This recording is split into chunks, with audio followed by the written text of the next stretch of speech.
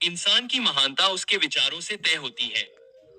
ये शाश्वत सत्य एलन मस्क, स्टीव जॉब्स और जेफ बेजोस जैसे सफल लोगों के जीवन से बार बार साबित हुआ है। नेपोलियन हिल ने अपनी मशहूर किताब थिंक एंड ग्रो रिच में कहा है, आप जैसा सोचते हैं, आप वैसे ही बन जाते हैं। लेकिन अगर यह सच है, तो इतने सारे लोग सफल होने के लिए संघर्ष क्यों करते हैं? क्या वे अपने भविष्य के बारे में नहीं सोचते? क्या वे अपनी क्षमता को देखने में विफल रहते हैं? आज की कहानी इन सवालों के जवाब खोजेगी और आपको एक शक्तिशाली सबक देगी। साथ ही हम अपने अंग्रेजी कौशल को बेहतर बनाने के लिए कुछ नए शब्द भी सीखेंगे। तो अंत तक हमारे साथ बने रहें। मैं वादा करता हूँ कि यह वीडियो आपके समय के लायक होगा। एक बार एक व्यस्त रेलवे स्टेशन पर एक भिखारी रहता था। वह हर दिन अपनी ट्रेन का इंतजार कर रहे यात्रियों से हथियार मांगकर अपना गुजारा करता था। एक दिन जब वह भीख मांग रहा था, तो उसने देखा कि एक अच्छे कपड़े पहने व्यापारी प्लेटफॉर्म पर उतर रहा है। भिखारी ने व्यापारी के महंगे सूट और आत्मविश्वास को देखकर सोचा, यह आदमी बहुत अमीर होगा। अगर मैं इससे पैसे मांगूंगा, तो यह मुझे जरूर देगा। उद्धरण चिन्ह। इस उम्मीद के साथ भिखारी व्यापारी के पास गया और अपना हाथ बढ़ाया।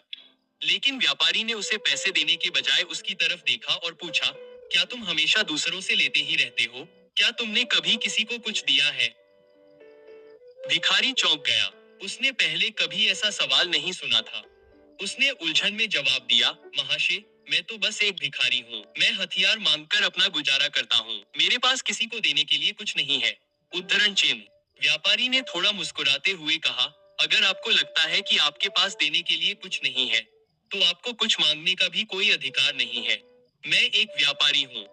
मैं बदले में विश्वास करता हूँ। अगर आप मुझे कुछ दे सकते हैं, तो मैं आपको बदले में कुछ दे सकता हूँ। लेकिन अगर आपके पास देने के लिए कुछ नहीं है, तो मैं भी आपको कुछ नहीं दे सकता। उद्धरण चिन्ह। ये कहकर व्यापारी अपनी ट्रेन में बैठ गया और चला गया। भिखारी वहीं स्तब्ध खड़ा रहा। व्यापारी की बातें उसके मन में गूंजती रहीं। मैं इतने दिनों से भीख मांग रहा हूँ, लेकिन मुझसे पहले किसी ने ऐसा नहीं कहा। वह कठोर नहीं था, लेकिन सच बोलता था। अगर मैं बदले में कुछ नहीं दे सकता, तो लोग मुझे क्यों देंगे? भिखारी को पहली बार एहसास हुआ कि शायद इसीलिए लोग उसे ज्यादा पैसे नहीं देते, क्योंकि वह उन्हें बदले में कुछ नहीं देता। उस रात वह जागकर सोचता रहा, लेकिन मैं दे भी क्या सकता हूँ? मैं तो बस एक भिखारी हूँ। मेरे पास कुछ भी नहीं है। फिर भी व्यापारी की बातें उसके मन में गूंजती रहीं। अगर लेना है, तो पहले देना होगा। 2 दिन बीत गए। भिखारी ने किसी से पैसे नहीं मांगे। वह सोचने में लगा हुआ था। तीसरे दिन स्टेशन पर बैठे बैठे उसकी नजर पटरियों के पास खिले जंगली फूलों पर पड़ी। उनके चटक रंगों ने उसकी नजर खींची और अचानक उसके मन में एक विचार आया। क्या होगा अगर मैं सिर्फ लेने के बजाय बदले में कुछ दूं? क्या होगा अगर मैं हर बार जब कोई मुझे हाथ दे, तो उसे एक फूल दूं? दृढ़ निश्चय करके वह आगे बढ़ा, धीरे से मुट्ठी भर फूल तोड़े और अपनी जगह पर चला गया। जब किसी ने उसे एक सिक्का दिया, तो वह मुस्कुराया और बदले में उन्हें एक फूल दिया। हैरानी की बात यह रही कि लोगों ने खुशी खुशी फूल स्वीकार किए। कुछ ने तो मुस्कुराकर उसे धन्यवाद भी दिया। जैसे जैसे दिन बीतते गए, कुछ अविश्वसनीय हुआ। और भी लोग उसे पैसे देने लगे। लेकिन उसने एक पैटर्न देखा। जब तक उसके पास फूल थे, लोगों ने दिल खोलकर दान दिया। जब उसके पास फूल खत्म हो गए, तो दान कम हो गया। तो ये सच है। लोगों को बदले में कुछ पाना अच्छा लगता है, उसने सोचा।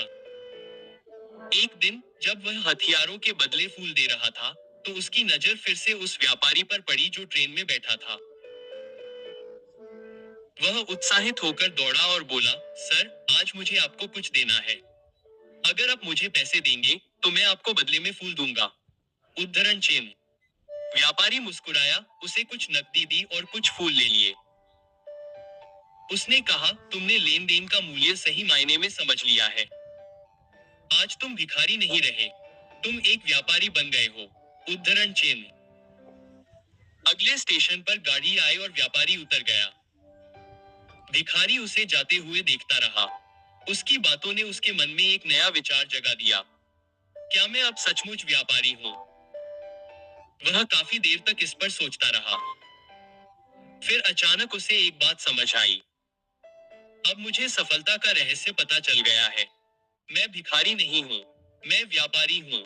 लोग मुझे दया से पैसे नहीं दे रहे हैं। वे मेरे द्वारा दिए गए फूलों के पैसे दे रहे हैं। इसका मतलब है कि मेरा एक व्यापार है। उत्साहित होकर उसने एक साहसिक निर्णय लिया। उस दिन वह रेलवे स्टेशन से चला गया और फिर कभी भिखारी बनकर नहीं लौटा। 6 महीने बाद उसी रेलवे स्टेशन पर दो अच्छे कपड़े पहने आदमी मिले। उन्होंने एक दूसरे से हाथ मिलाया, लेकिन उनमें से एक के चेहरे पर जिज्ञासा थी। एक आदमी ने पूछा, क्या मैं तुम्हें जानता हूँ? दूसरे ने मुस्कुराते हुए जवाब दिया, हाँ, हम पहले भी 2 बार मिल चुके हैं, यही इसी ट्रेन में। उद्धरण चिन्ह। पहले आदमी ने याद करने की कोशिश में भौहें सिकुड़ी। फिर उसकी आंखें आश्चर्य से फैल गईं। रुको, तुम वही भिखारी हो जिसे मैंने पैसे देने से मना कर दिया था, और फिर बाद में मैंने तुमसे फूल खरीदे। पहले वाला भिखारी हंसा। हाँ, वो मैं था, लेकिन आज मैं भिखारी नहीं हूँ। मैं एक सफल फूलों का व्यापार करता हूँ और उसे आगे बढ़ाने के लिए यात्रा कर रहा हूँ। उद्धरण चिन्ह। व्यापारी हैरान रह गया। यह अविश्वसनीय है। क्या बदल गया? फूल विक्रेता मुस्कुराया। तुमने मुझे जीवन का सबसे बड़ा सत्य सिखाया। हम तभी पाते हैं जब हम देते हैं। उस दिन मुझे एहसास हुआ कि मैं वास्तव में कभी भिखारी नहीं था। मैं हमेशा से एक व्यापारी था। मुझे बस खुद को उसी तरह देखना था। दोनों व्यक्तियों ने फिर से हाथ मिलाया, अब बराबर के तौर पर। फिर वे अपने अपने भविष्य की ओर जाने वाली गाड़ियों में सवार हो गए। जीवन इस बात पर निर्भर करता है कि हम खुद को कैसे देखते हैं। अगर आप मानते हैं कि आप छोटे हैं, तो आप छोटे ही रहेंगे। लेकिन अगर आप अपनी आंतरिक क्षमता को पहचानते हैं, तो आप महानता हासिल कर सकते हैं। इसलिए खुद को सीमित न रखें। खुद को मजबूत, सक्षम और सफल समझें। क्योंकि जब आपके विचार बदलते हैं, तो आपका भविष्य भी बदलता है। अगर आपको ये कहानी पसंद आई, तो इसे लाइक करें, नीचे कमेंट करके बताएं कि आपने क्या सीखा और दूसरों को प्रेरित करने के लिए इसे शेयर करें।